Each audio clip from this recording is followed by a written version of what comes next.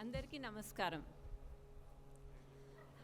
మా మామగారి గురించి చెప్పాలంటే first thing I called his life a celebration. I said it is not a day there you have to feel sad because he has lived the life the way he wanted to live.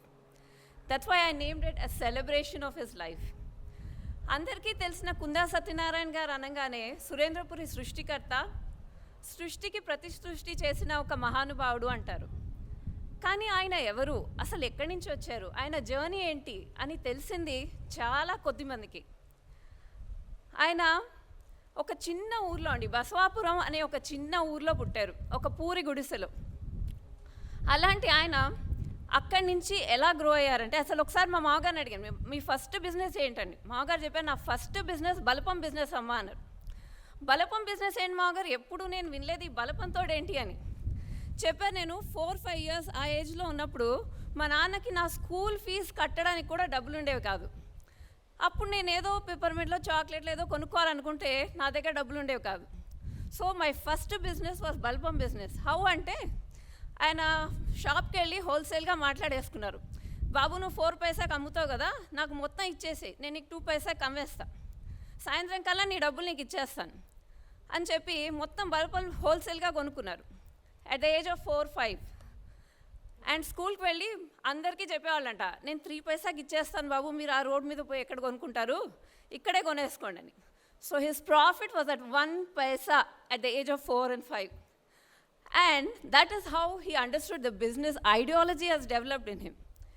ఆయనకు ఆ demand supply ఎలా చేయాలి అన్నది అప్పుడు అర్థమైంది from that age. And ఆయన చాలా risk taking. ఎప్పుడైనా సరే అంత చిన్నప్పటి నుంచి కూడా he was always use to taking risks to the maximum. బాబు ఈ బావి ఉంది, పద దుంకేద్దాం, let us see who's going to win. So ఆయన competitions and games were all on that basis.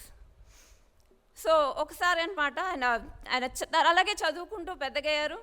ఆయన పెద్దగా చదువుకున్నది లేదు, hardly 5th to 7th class was what there in the village. ఆయన సంస్కృతం, అమరం, ఆంధ్రనామం ఇలా శతకాలు ఇవన్నీ చదువుకున్నారు. ఒక టీచర్ లాగా అప్పట్లో పనిచేశారు.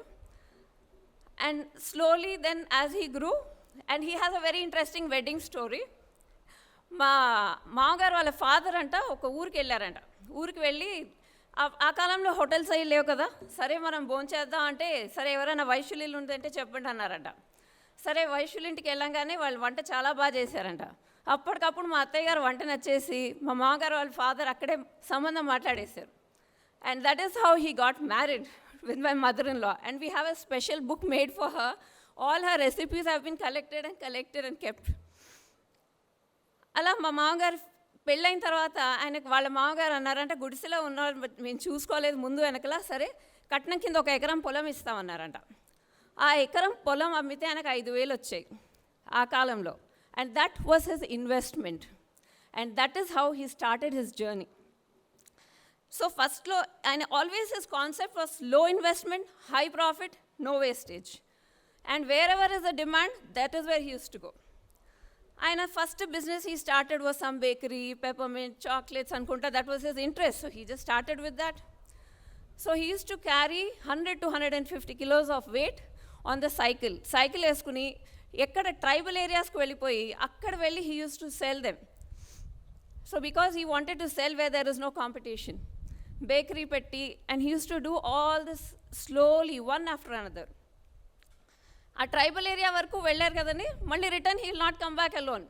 సో అక్కడి నుంచి ఏం చేసేవాళ్ళు, చింతపండు, పిప్పళ్ళు, whatever is there in return he'll make sure he'll get that and sell it here in the village. So he will never waste anywhere. So that is how he started a photo studio and many things like this. తర్వాత ఆయన కొత్తగూడెం వెళ్ళారు. కొత్తగూడెంలో he started networking. No salary business but on commission. So he use to have hundreds of people working for him there and he developed his first business there and settle. Hundreds of distributors పెట్టి ఆయన అక్కడంతా develop చేసి ఇలా చేసిన తర్వాత next thing, he had a very bad fall in Kothagudem. ఆయనకు ఒక accident అయ్యి మొత్తం ఎంత సంపాదించారో అంతా 1 shot హీ లాస్ట్. అప్పుడు then he decided to come to Hyderabad. But he grew through his mistakes. He did not go through his mistakes.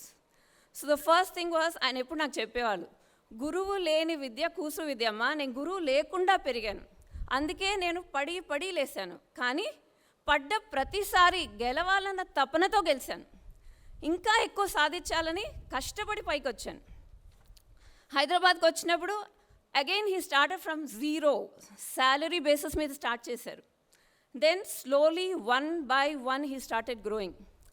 Whether it was in lotteries, Spencer Sodas, lodge, construction, అన్ని రకాలుగా అన్ని బిజినెస్లు ఒకటి చేసుకుంటూ ఆయన పోగొట్టుకున్న దానికి 10 ఇంతలు సంపాదించారు. But every time that was his biggest thing, that I will not go through my mistakes. ప్రతి ఒక్కటి he was very systematic. And తర్వాత at age of around 55 he said, enough of all this regular business, I want to do something different. ఆయనకి ఎప్పుడు ఏదో డిఫరెంట్గా చేయాలన్నది చాలా interest. మామూలుగా చేసేది ఏది ఆయనకు నచ్చదు. He has to be something different. సరే ఏదో నేను ఇంకా ఫార్మింగ్ చేసుకుంటాను, ఇవన్నీ వద్దన్నారు. We said okay fine, farming అంటే ఏదో 4 ఎకరాల పొలం తీసుకుని ఏదో కూరగాయలు పండించి, no, that was not his style. He took 100 acres of farm and he started developing it like an industry with hundreds of farmers. You just name it, he would grow it. From gerbras to roses to sunflowers to vegetables, rice, corn, fruits. కొబ్బరి చెట్లు అయితే మొత్తం ఆంధ్రాలో చెరువు కట్ట ఎలా ఉండాలి అలా ఉండాలి. So he would just create that wonder. ఆయన షష్ఠి పూర్తి అక్కడ చేసుకోవాలని మొత్తం 100 ఎకరాల పొలాన్ని ఒక పెళ్లి కూతుర్లా ముస్తాబ్ చేశారు. అంటే ఆ రోజు మీరు పొలానికి వెళ్తే, మీరు వాటర్ మెలన్ పొలం వెళ్తే water melon will be ready that day. So he would have calculated the gestation period of every single thing he was growing. మీరు పల్లీల దగ్గర వెళ్తే పల్లీలు వస్తాయి ఆ రోజు. So even the flowers that he decorated on that particular day had to bloom on that day. So that was the calculation of this man, how he would calculate the entire 100 acres. దాని తర్వాత reason behind Surendrapuri. అసలు ఆయన దాని తర్వాత సురేంద్రపురి కట్టాలని ఎలా అనుకున్నారంటే, ఆయన చిన్న కొడుకు సురేంద్రబాబు చనిపోయినప్పుడు ఆయన జ్ఞాపకార్థం ఏదో ఒకటి కట్టాలని డిసైడ్ అయ్యారు. ఏం కట్టాలి అంటే చాలామంది చెప్పారు, హాస్పిటల్ కట్టండి, స్కూల్ కట్టండి అని. But he was like no, he was always inspired with mythology. ఆయనకి ఇంట్రెస్ట్ చిన్నప్పటి నుంచి సురభి నాటకాలు ఇలాంటివన్నీ చాలా ఇంట్రెస్ట్ ఆయనకి. సో ఈ ఇంట్రెస్ట్ ఉంది కాబట్టి ఆయనకి మైథాలజీ మీద ఏదైనా చేద్దామని డిసైడ్ అయ్యారు. ఇప్పుడు మీకు అందరికీ అర్జునుడి స్టోరీ తెలుసు కదా. ద్రోణాచార్యుడు అని అర్జునుడు ఒక పిట్టను పెట్టి కొట్టమని చెప్తే, అర్జునుడు అందరు వచ్చి నీకేం కనిపిస్తుంది అంటే, నాకు చెట్టు కనిపిస్తుంది అన్నట. పక్కకి వెళ్ళమన్నారంట. సో తర్వాత అన్నారంట ఇంకొకటి వచ్చి, ఏం కొడతావు బాబు, అక్కడ ఏం కనిపిస్తుంది అంటే, నాకు బ్రాంచెస్ కనిపిస్తున్నాయి, క్లౌడ్స్ కనిపిస్తున్నాయి అన్నట. పక్కకి వెళ్ళమన్నారంట. అప్పుడు అర్జునుడు వచ్చి, నాకు పిట్ట కనిపిస్తుంది అన్నట. ద్రోణాచార్యుడు కొట్టేయమన్నట. And he hit it right. So ఇప్పుడు ఏమైందంటే, మా అర్జునుడు డిసైడ్ చేసేసుకున్నాడండి, ఇప్పుడు నేను సురేంద్రపురి కట్టాలి. He decided he wants to go. ఇప్పుడు ఎదురుగా కొండలు వచ్చాయా, గుట్టలు వచ్చాయా, సముద్రాలు వచ్చాయా, లోయలు వచ్చాయా? ఇంపాసిబుల్. కొండలు వస్తే కట్ చేసేస్తారు, దాటుకుంటూ వెళ్ళిపోవడమే. కానీ once the goal is decided, he is not going back. That was his decision power. And then started the journey to Surendrapuri. అప్పటికి ఆయన age almost 70 years, nearing 70 years ఏజ్లో అందరూ నాకు తెలిసి ఎంతోమంది నాకు కాలు నొప్పి, చెయ్యి నొప్పి, నేను ఆ పని చేయలేను, ఈ పని చేయలేను అనుకుంటారు. అసలు ఈయనక it's not that he didn't have problems, he had enough health issues. ఆయనకు ఒక 1/2 hour ఫుడ్ లేట్ అయితే షుగర్లో అయిపోయేది. So every meeting has to be timed perfectly. So he would get up in the morning, pack his breakfast, 11 o'clock snack, 1 o'clock snack, 4 o'clock snack. Not only for him, for everybody. Our time ki a meeting finish chestaru and he will go and continue the next thing. So no excuses. He didn't have AC, nothing, no rooms. Car lo oka towel eseskuni, tadibatta katteskuni alage padukunevaru because it was his sleep time and he didn't have any facilities. He would not give an excuse. He will find out how to solve the problem. That was his specialty. And when he started this whole process, there was no guide for this project, there is no architect, there is no reference. It was an uphill task. because he has to create something that is coming in his mind, and there is no one to support. Nobody would understand what he's saying, because it would come out of his dream. ఏదన్నా నచ్చకపోతే మళ్ళీ ఇరకొట్టేసి కట్టేసేవాళ్ళు. I still remember నాగలోకం కనీసం 2 times ఇరకొట్టేశారు. And he hired artists from all over the country, from Andhra, from Tamil Nadu, from Calcutta, ఎక్కడెక్కడి నుంచో తీసుకొచ్చేవాళ్ళు. And his talent was, ఒక mistake artist చేస్తే he could catch the mistake and explain that artist what was his mistake. అంత తపన ఉండేది, అంత concentration ఉండేది on everything.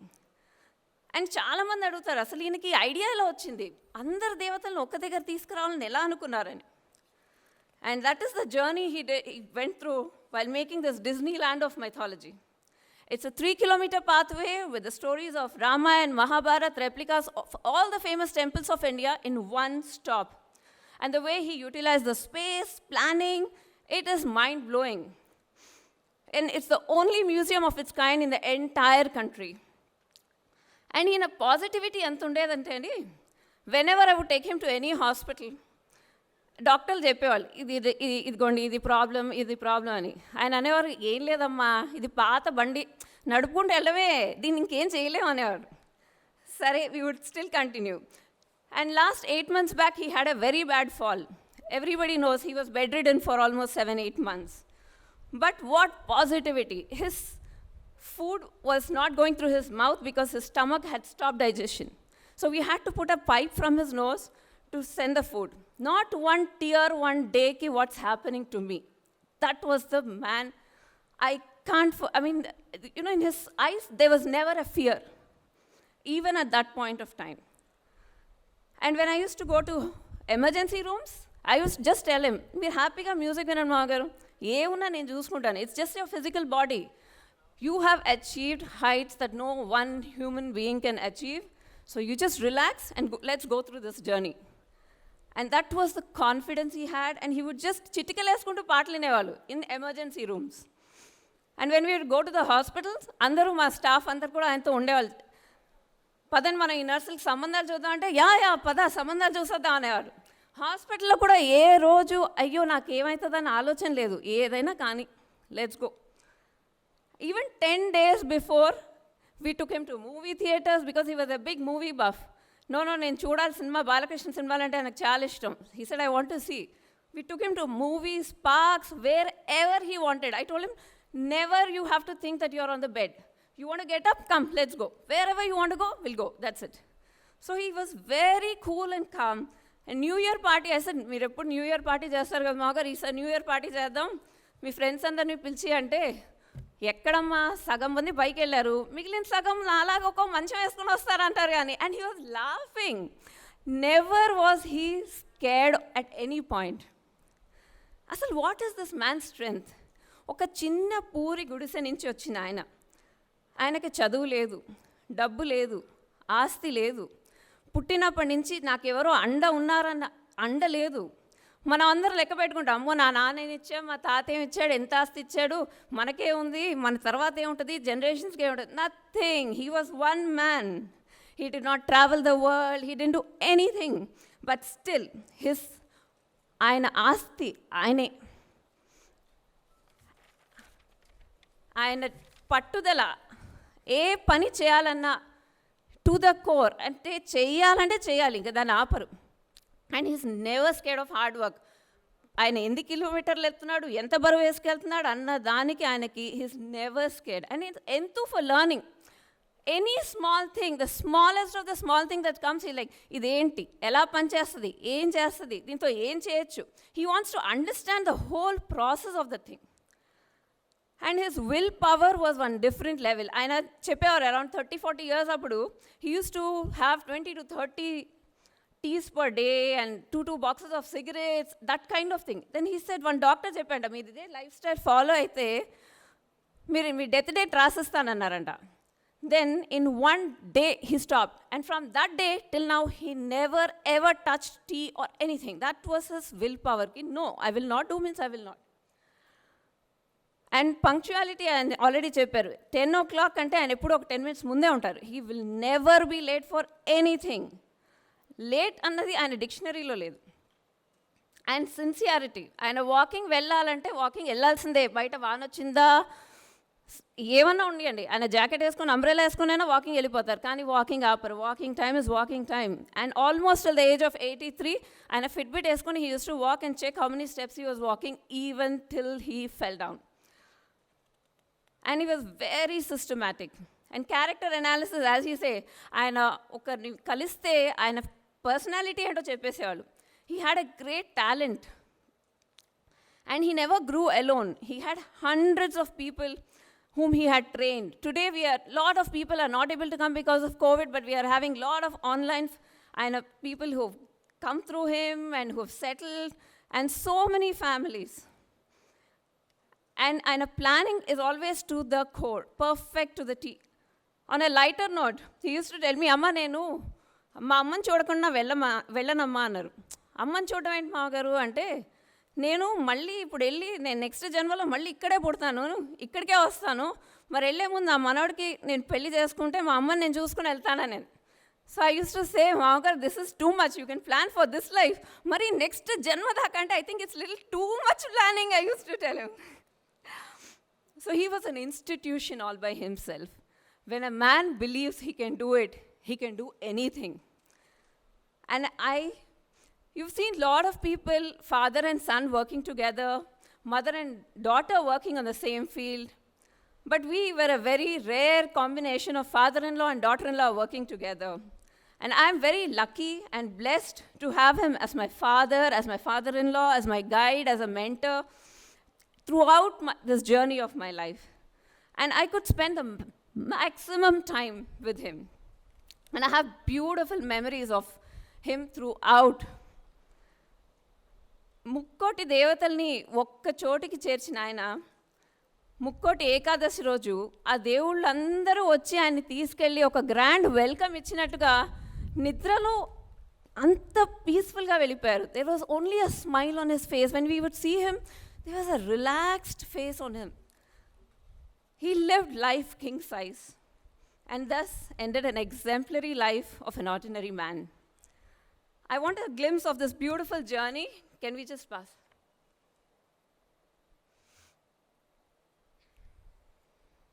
In his own words,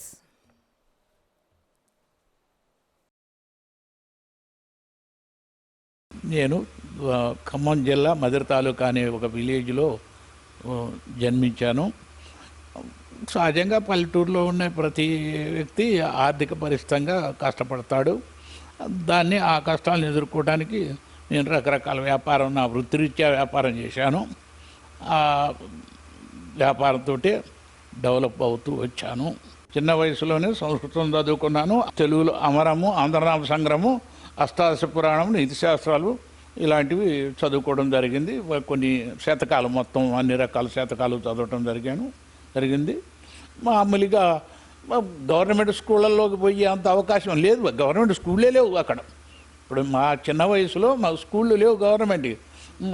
ఆ టీచర్కి ఏమొస్తే అవి ప్రైవేటే చెప్పేవాడు. మాకు ఇంట్రెస్ట్ అయ్యి ఉంటే అవి మేము నేర్చుకోవడం జరుగుతుంది. పెద్దలు సంపాదించిన ఆస్తులు లేవు కాబట్టి వ్యాపారంలో ఒక కన్ఫెక్షనరీ వ్యాపారం తీసుకున్నాం. బేకరీ ఐటమ్స్, స్వీట్స్, చాక్లెట్స్ అన్ని షాపులకి సప్లై చేయడానికి సైకిల్ ముందు ఉపయోగించాము. సైకిల్ మీద కనీసం 100 కిలోల నుంచి 150 కిలోలు డైలీ వెయిట్ సైకిల్ తొక్కి షాప్ టు షాప్ సప్లై చేస్తూ ఆ విధంగా కాలం గడిపాము. చిన్న వయసులోనే ఎన్నో రకాల కన్ఫెక్షనరీ డీలర్షిప్లు తీసుకోవడం జరిగింది జిల్లా వైజ్గా. ఫ్యామిలీ తరఫు నుంచి అంటే నేనే పెద్దవాడిని ఇంటికి. దానివల్ల ఇక్కడ నాకు సపోర్ట్ ఇక్కడ ఏమీ లేదు.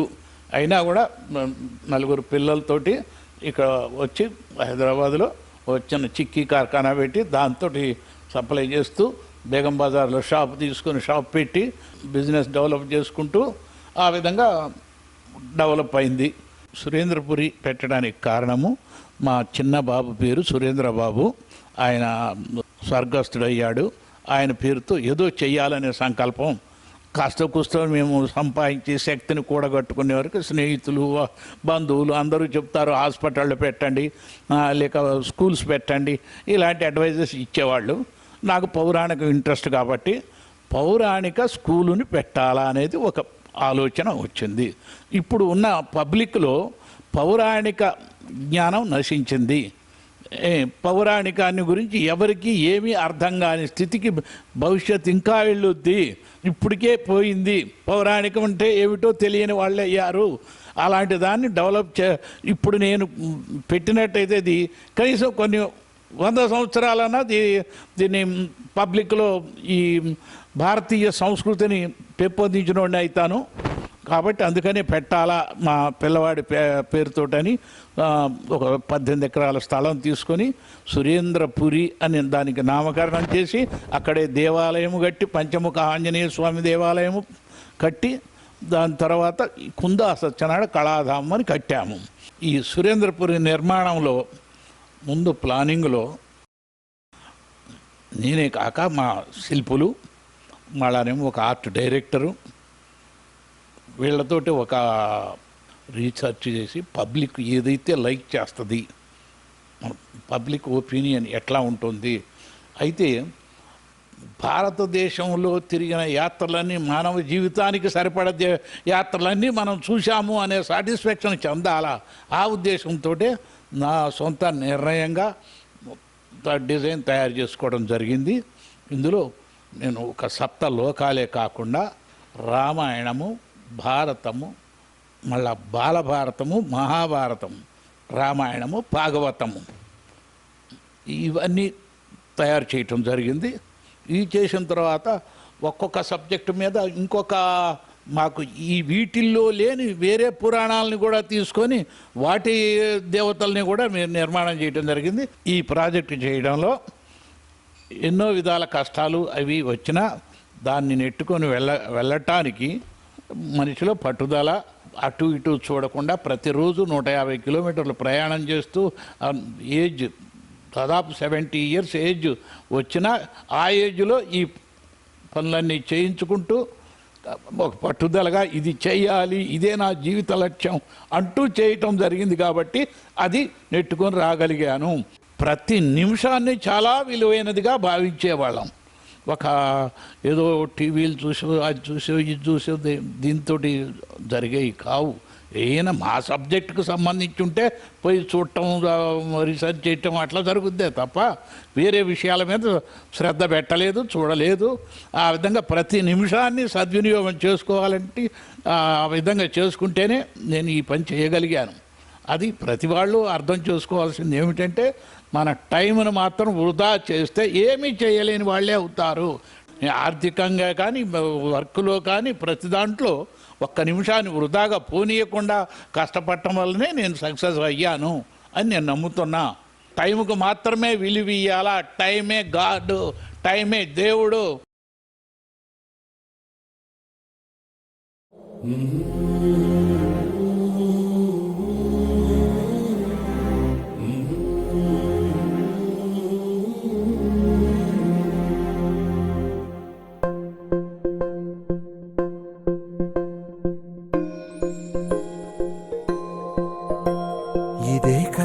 ఇదే కదా నీ కథ, ముగింపులేనిదై సదా సాగదా. ఇదే కదా నీ కథ, ముగింపులేనిదై సదా సాగదా. నీ కంటి రెప్పలంచున మనస్సు నిండి పొంగిన ఓ నీటి బిందువే కదా నువ్వెతుకుతున్న సంపద. ఒక్కొక్క జ్ఞాపకానికి 100 ఏళ్ల ఆయువుందిగా, ఇంకెన్ని ముందు వేచనో అవన్నీ వెతుకుతూ పదా. మనుష్యులందు నీ కథ మహర్షిలాగా సాగదా. మనుష్యులందు నీ కథ మహర్షిలాగా సాగదా.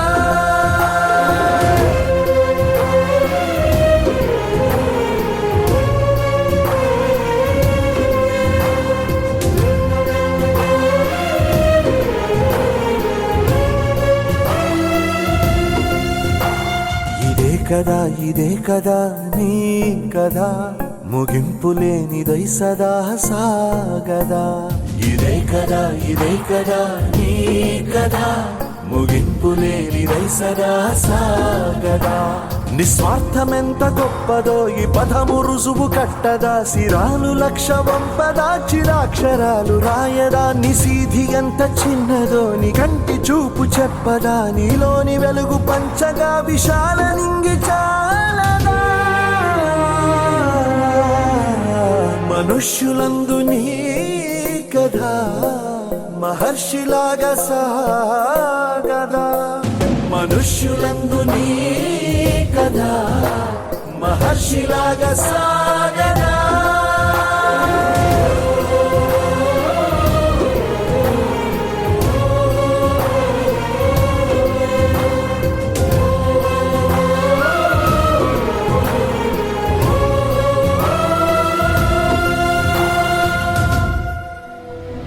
సూర్యుడి సెలవని అలసిపోయేనా కాలమే శిలవలే నిలిచిపోయేనా మనిషి మనిషిని కలిపిన ఓ ఋషి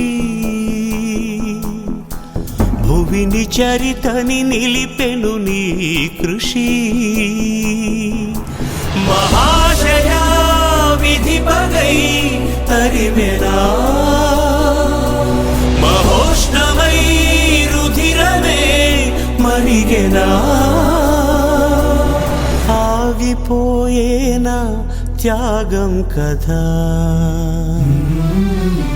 ఆదమరిచేనా దైవం వృధా ఆకాశం నినుగని మెరిసిపోతుంది నేల నీ అడుగుకై ఎదురు చూసింది చినుకు చినుకున కురిసెను నీ కళ మనసు మనసున రగిలెను జ్వాలలా తుఫానులా ఎగిసెని ప్రవచనం తపోజ్వల కదిలెని యువజనం పంచభూతాలే తోడై సదా పంచ ప్రాణాలై రావా పదా